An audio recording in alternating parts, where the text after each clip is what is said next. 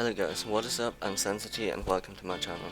This is a new channel dedicated to Master X Master content and is currently run by Sensity and Smokes of the Red Guild. We cleared some Nightmare dungeons as the first ones in Europe and we currently hold the rank 1 clear in Rentu Research Wing on Karith Forest. This channel will start off with us showing some S runs and we're gonna break down in a commentary what masters we pick, why we pick them, and what nodes we chose for the certain masters. Also we're gonna explain where to be extra careful in the runs. We're gonna start off with Karith Forest in this video, and in the next video it's gonna be the Rentu Research Wing, because we believe those are some of the easier Nightmare dungeons in the game, and we can easily consistently farm an S there, and maybe this video will help you to do the same. Sadly I had to cut out the in-game sound because the Master X Master in-game recorder records voice comms as well, and we do not talk English in the voice comms, and so we decided to cut it out for now. Maybe later we'll do live commentary where we will be speaking English in the voice comms. But if anybody knows a way to make the Master X Master in-game recorder not record voice comms, I would be glad to know, so please leave that in the comments below. Now, for those of you who have not done Nightmare yet, it was as following. Most maps have an additional map segment which ends in a teleporter which leads to the normal map.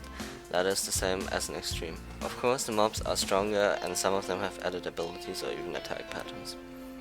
Now, the reason why I skipped the area before we fell down the bridge is because the area is just filled with complete trash monsters with easily dodgeable attacks, and even if you don't dodge them, they don't really deal that much damage at all.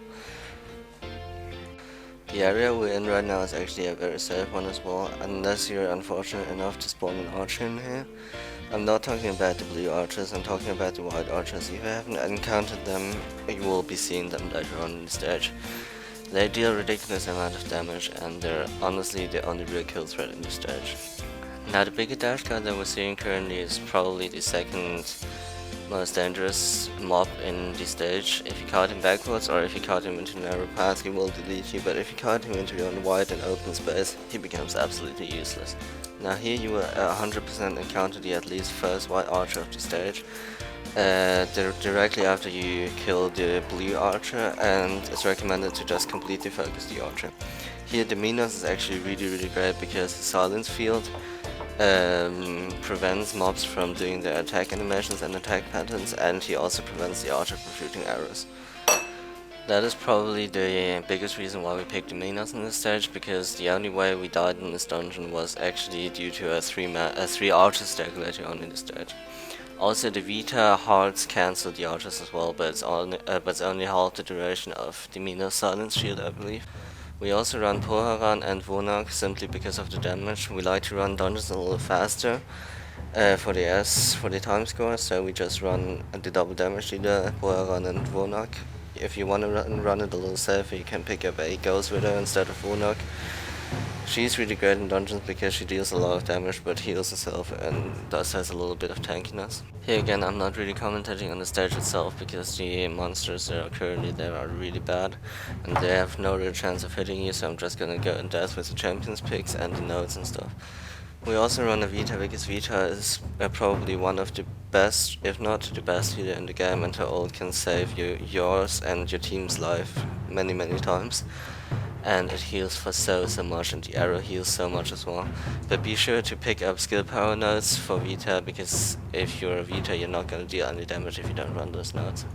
Also, speaking of nodes, you should always run at least 2, or probably only 2 tag out healing resting defensive nodes on every single character that you're using, because it just gives you so much passive healing and it makes runs a lot safer and a lot easier.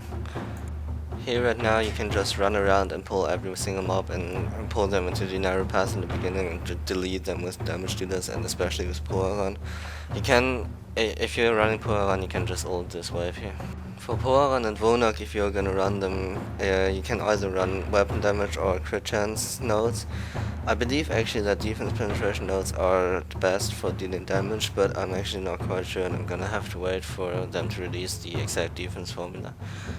If you're gonna use Ghost Widow, you're gonna have to go skill power as well, so it's actually quite fine if you get goes with it and Vita together, and then you just only need one node patch. Now the suicide bombers that start to show up around here and are gonna show up later on as well. You can actually just walk into them and they're gonna die, and you just like step into the rage and then you step out immediately and they're gonna die and leave a little field of lava behind, and then just walk past it. Here just have someone to pull all the mobs in a circle and pull them down back to the stairs again, and then just delete them with AoE and everything you have. Here Lido is really great because her AoE field does a lot of damage, and also the Moro towers deal a lot of damage as well. The Moro is also especially great because he also has a heal, and his towers are really great for seeding narrow paths, and this map is full of them. For leader, you probably run either a hybrid out of weapon damage and skill power, or you just run a full skill power patch and let the AoE field and the ultimate leader damage. Make sure that about now you always save one ult on every single player of you, so you have ult for the mid boss and you can just one shot the mid boss like we're gonna show you later on. Now the bridge that you're seeing, just cross that bridge, clear the mobs in front of the bridge, cross it, and stay in the area behind the bridge. Never go back to the bridge, because if you accidentally pull too many mobs and the archers come, you're just never gonna cross the bridge again alive. So just never kite back into the bridge, just kite in the wide open area behind of it. Moro also do these kinds of shield guardians or whatever these are, because they have a shield that blocks some of the damage that comes in front of them, so Moro just places his tower behind them and he kite them back within the tower to delete those mobs. Now here you have to be kind of careful. After the spellcaster goes down, two archers will climb up from both sides of the bridge, and one of them is going to be blue and one of them is going to be white. The white archer is most commonly gonna climb up on the right side of the bridge, but sometimes we have seen them climb up on the left side. Let the Mina silence the archer as soon as possible and then just delete the archer before you do anything else. Also notice how each of us has a healer to fall back to, even though Moro is not exactly a healer, but he has a heal. So each of us can heal the other players if they're low and they can't take right now. And Vita is especially important because you can just save a player by making him invincible for 3 seconds. There are some certain situations during the boss where you do never want to Vita ult, and I'm just gonna point them out later when the boss is coming. Also, when you're starting to run the stage, don't rush it, just take it slow and heal up your characters between each wave. Just get used to the dungeon first before you start rushing through it. On the plateau up there are 2 more archers, and the probably most effective way to deal with them, unless your Demoness silence field is up, then you just silence and kill them, is to let one guy take the aggro of the archers and then just run away in circles, and the other 2 guys focus down the archers, and then the one guy can come back and finish the wave. Always remember to use attack out healing. Whenever a master of you drops a little low, just take him out if you don't need him currently, and he'll regenerate passively by himself, so that's pretty useful. So the reason why I'm saying this is one of the easiest nightmare stages is because you almost can't die as long as you focus the archers and don't kite into a narrow path. So here comes the mid-boss. When you break the seal, 3 enemies are gonna spawn inside and you can actually kill them before you walk into the yellow arrow. Thus the mid-boss will not have any help and will be solo in the beginning. Now if you're using the same team composition as we are, you're gonna do the following. Lido is gonna place her AoE field and ult the boss immediately. Puragan is gonna grenade the boss and ult him immediately, and Moro is gonna place 10 towers and ult him immediately as well. This way you will burn about 3/4 of the boss HP in the first few seconds, and then mobs will spawn. Now this is probably the weakest mid boss in the game, and as soon as the mobs spawn you actually focus the archer over the boss. You're just gonna take the archer down, and then you're just gonna take your sweet time to kill the boss and walk into the teleport. Another reason why this stage is so easy to run is because the mid boss is just so weak. The boss itself is actually the only hard part in the entire stage, and apart from him, the archers are your main focus. Now the boss has a very limited amount of things that he can do. He gradually spawns a totem in the middle that either spawns lava in a path in 5 directions around him like a star, or pulls you in a cyclone into the middle. The boss itself spawns 3 different kind of small totems all around the map. The first one would be a fire totem that deals a lot of damage in a small area surrounding the fire totem itself. It's almost impossible to walk into it. The most obnoxious totem is a totem that follows yellow bullets into 6 or 7 different directions, and he's gonna spawn a lot of them at the same time. There you're just gonna have to bring out your dancing shoes and just dance around the yellow arrows.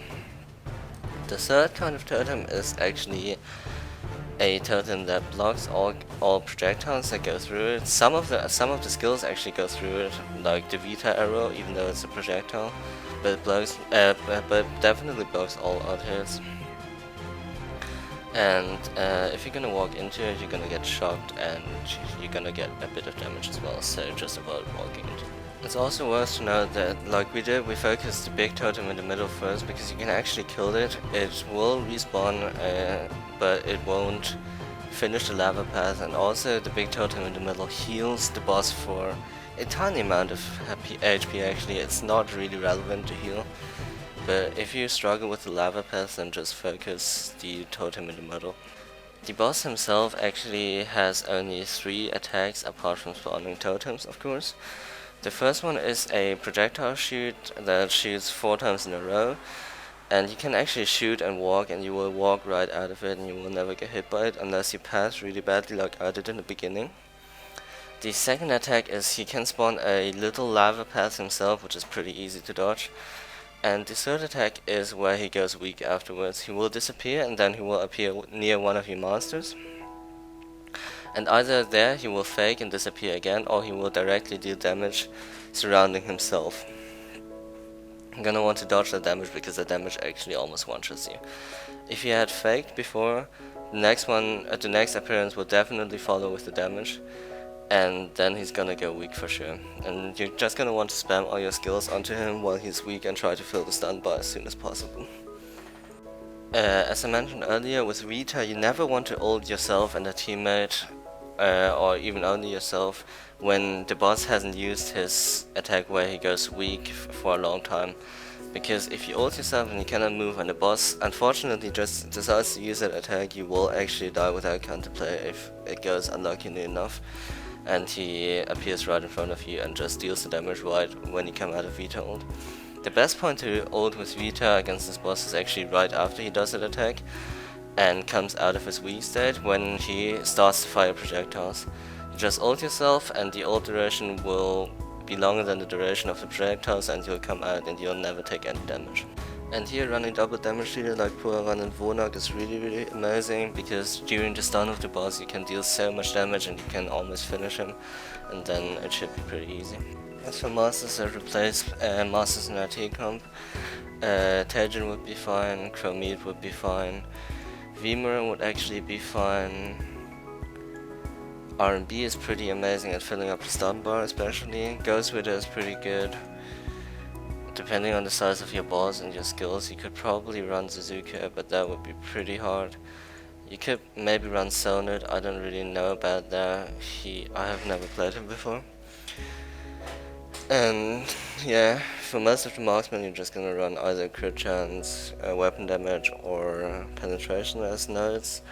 And for the casters you're just gonna run skill power. I would definitely recommend running at least 1 Vita and 1 Deminos though, because they are just so incredibly useful in this dungeon. Moro is actually pretty amazing in this dungeon as well, but yeah. Anyway, I think that's all I have to say for now. If you found this useful, then please like, comment and subscribe. It will help a starting channel a lot. If you have any more questions regarding the Karith Nightmare dungeon, and just post them in the comments below, I will get to them personally. And yeah, if you have any feedback on improvement or anything, because this is actually my first YouTube video, or my first actual real YouTube video, then please leave them in the comments below and I will look into them and try to improve myself. Thanks a lot.